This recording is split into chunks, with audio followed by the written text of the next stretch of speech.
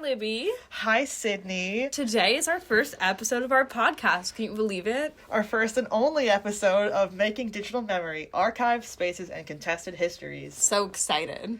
Yeah, so first, let's talk about the chapter that we read called Digital Humanities and Memory Wars in Contemporary Russia. So, some key points here is that there was a distinction made between official history versus social memory. The article describes official history as something controlled, as a controlled narrative by the government inserted into textbooks and state-sanctioned museums. This is also something that's affiliated with universities and academic work as well, because that's where the funding originates from. Right. So, this sort of narrative they're pushing with the official history sort of works to rehabilitate the image of Stalin and sort of downplay what was happening during Soviet era. And it's sort of like water down the tragedies that did occur then. Right. Compared to social memory, which is more of dealing with the past on a personal level and unpacking like the tragedies that occurred like for people actually, or their relatives or their ancestors or whoever that may be. These social memory projects are often not backed up or supported by universities or institutions, rather through personal projects or NGOs. So there's kind of a grassroots feeling to these digital humanities initiatives. And this is sort of in line with the barriers in Russian academia that are mentioned in the chapter. They talk a bit about how that in the traditional academic structure in Russian universities, there's a big distinction between STEM and the humanities. So these DH projects are not really supported just in the structure. Sounds familiar. And then aside from not being structurally supported, they're not supported too with the official history narrative as well. So that just adds to the sort of the roadblocks that DH scholars experience in the context of contemporary Russia.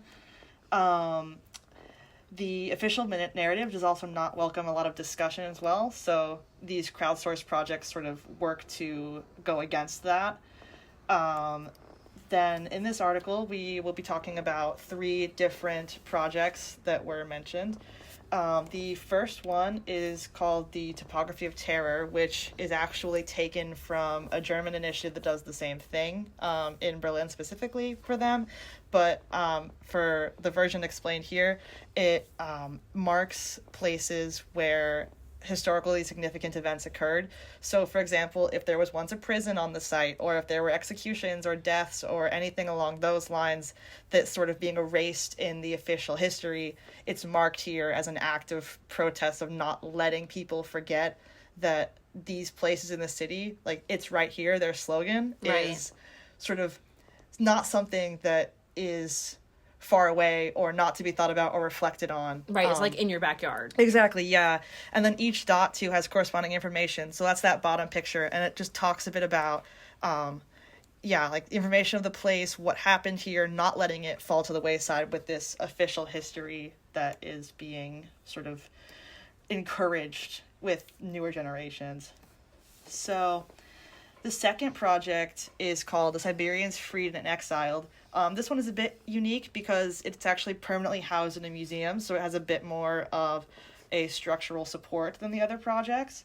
The main goal of this initiative is to collect data from ordinary people through crowdsourcing, and this data is specifically about people that were exiled to Siberia during Stalin's rule. This is important, too, because these victims obviously are not memorialized otherwise, so this is not letting that history be forgotten, and not letting the mistreatments be forgotten as well. And then finally, for our last initiative, it translates as lived through / outlasted. The person pictured here is the creator of the initiative. Looking great. Looking sharp. And then the other picture is just a snippet from the website.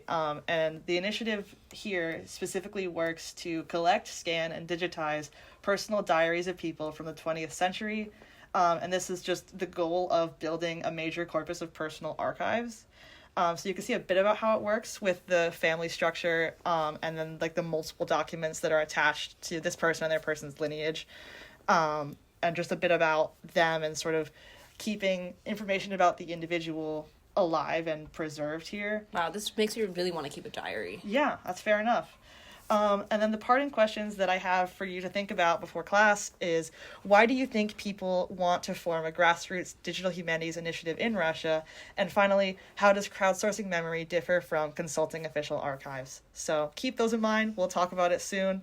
But Sydney, let's now talk about your chapter that you had to read. Yeah, so I read Cut, Copy, and Paste.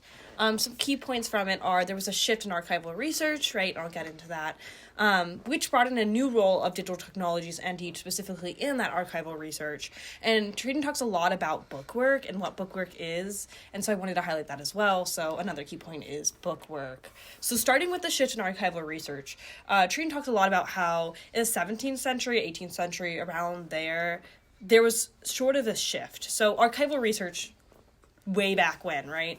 Kind of older archival materials, they're actually more structurally sound than archival materials that we would have now. So like books now are made based on synthetic materials that are more likely to deteriorate at a quicker rate of time, even if they're preserved like perfectly in a very like climate controlled environment. Whereas archival material way back when is a lot more intact now because we do keep it in this climate controlled environment. It's made with better, less cheap, I'm assuming, materials. And so what does that mean? That means that preservation has to look a little bit different because preservation for physical materials at the very least is temporary regardless of what we do. And so Trettien talks a lot about preservation through transformation. If they're decaying, what do? Well, we create something new with them that maybe is a little bit more everlasting. And so one example is the little Getting community. They physically disassembled and reassembled, so they cut, copy, and pasted, hence the name of the title, name of the chapter and book. They cut, copy, and pasted an old Bible and kind of put the images together to make a new text. And so they're both creating and preserving history at the same time. And Trettien talks a lot about the implications of that, which I'll get into on when we talk about bookwork. So bookwork is the amalgamation of past, present, and future. So a lot of the times when people talk about archival research, they kind of think that it's filling in the gaps of history, right? It's recovering a history. And I think what Trettien focuses a lot on is it's not just recovering the past, right? It's also inserting the present. It's inserting also future authors. It's an ongoing project. It's more of a collective thing. It's less about identifying the voice of one person at the same time that you are doing that and you're inserting your own and interpreting it yourself. And so it's an ongoing process, kind of like the way we talked about in the first class about the moment, right? It's an ongoing moment. It's not a singular moment in time, and it's a lot less linear and much more cyclical as a result of creating new things and reshaping, which I'll get into as well. So no more past, present, then future, but past, present, future all at once. Okay. Visual. Which brings me into the role of digital technologies and DH. So digital tools can help a lot like that, kind of what I was talking about a little bit before with the Getting community and what's called a Maker's Hub or Maker's Lab, Maker's Space. They are repurposing, right? They're taking the text and they're using it to make something new. And digital tools can help a lot with that repurposing aspect of things. They can add a lot of things that we can't necessarily do with physical texts. Of course, we can cut them and paste them and copy them in different ways, but we can integrate multiple elements that I think we've talked a lot about in class that physical text can't necessarily. Also, in repurposing archival materials in the way that Trettien describes, though, we're both enabling history and that we're building it ourselves, right? We're preserving and we're creating, but then we're also limiting history, and that there's that question of authorship, right? So if I'm using someone else's archival material, I may be skewing their voice. I am interpreting, I'm interjecting something, and that does change the original source. And so it's not necessarily strictly preservation, right? It's preservation in some senses, but in other senses, it's reinterpreted text. All right, which brings me to my parting questions. So to what extent does repurposing archival fragments preserve history? So what I was saying about, okay, like we are still using that archival material versus rewriting it. How does us creating a new project change that interpretation of that original primary source? Are there ethical concerns, too, in remixing the historical material? So that question of authorship and who has the authority to repurpose history. A lot of the times Trettien talks about ultimately the people that are X'd out of history are marginalized groups. And so are we skewing marginalized voices in repopulating them in this way? And what are the benefits of technological archives compared to physical ones. I talked a little bit about limitations, but in many ways, physical archives do hold that integrity of the original author. So what are ways we can navigate digital tools to hold on to that integrity, but also what other benefits do digital tools bring that we could read or maybe think of that Trettien didn't mention in the text? So those are some questions to think about moving forwards with when we have our class. Perfect. Well, thank you so much for listening, All right. everybody, and we look forward to seeing you soon. Thank you, guys.